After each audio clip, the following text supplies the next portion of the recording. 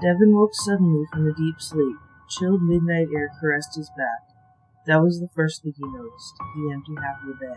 Slowly, the rest of the night started to develop as his hazy mind cleared. Something must have woken him, but still a little disoriented, he couldn't figure out what. His heart was racing inexplicably. A dream, maybe? Or that weird thing that sounds like an explosion but isn't. His ears were ringing a bit. As the sleep washed out of his mind, the world beyond the bedroom door became apparent.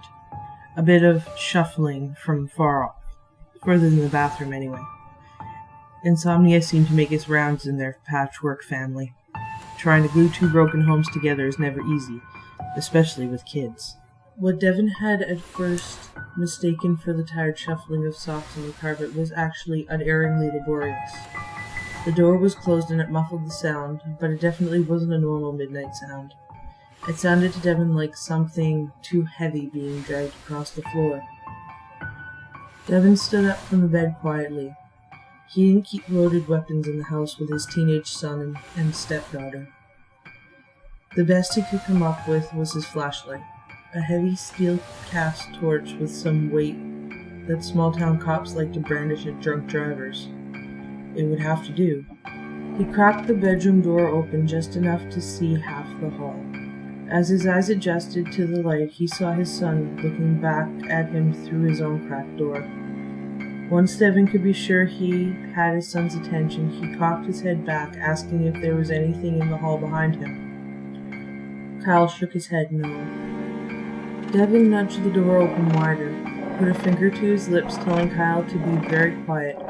Then he pointed from Kyle to Molly's bedroom. Kyle nodded. Father and son crept into the hall. The dragging sound had stopped, replaced by other noises downstairs.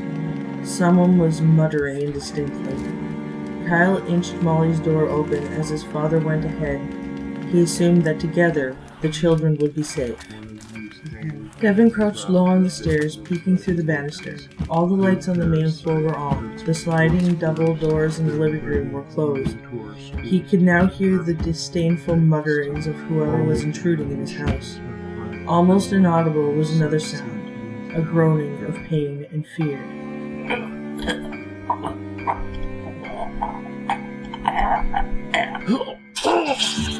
Devin recognized the mix of deadly sounds and someone in serious trouble. His heart pounded in his ears. He could hardly breathe. Running down the steps, the feeling of dread and knowing was more than he could handle. Everything seemed to happen at once. Devin threw open the sliding doors. There was a distinct sound of someone running away and another slamming door. At first he didn't know what he was looking at. He stared into the great red mess without registering anything. It felt like minutes before his mind came back. He wished it hadn't. Red words were written all over the walls, and something big hung from the ceiling fan. The true picture developed in his mind as he sunk to his knees. The body was hanging in the center of the room, with chest pried open and guts dangling down to the floor, a sickening mixture of red and unnatural pale shades. There was a pool of blood gathering underneath, and the smell. Why hadn't he noticed the smell? Devin didn't realize he was screaming. The anguished cries flowed out uncontrollably. Behind him, the children stood, stunned and confused, and unnoticed until Molly screamed. Daddy? Daddy! Devin spun around, stumbling to the floor again. Kyle was shielding Molly's eyes as she sobbed into his shoulder. Kyle was deathly pale and shaking, his eyes locked on the dying and pleading eyes of his stepfather, swinging from the living room fan. The news article read, "Worst hate crime in New Haven history. The small-town police force of 3, after Officer Devin Hamill's discharge, had to call in city investigators.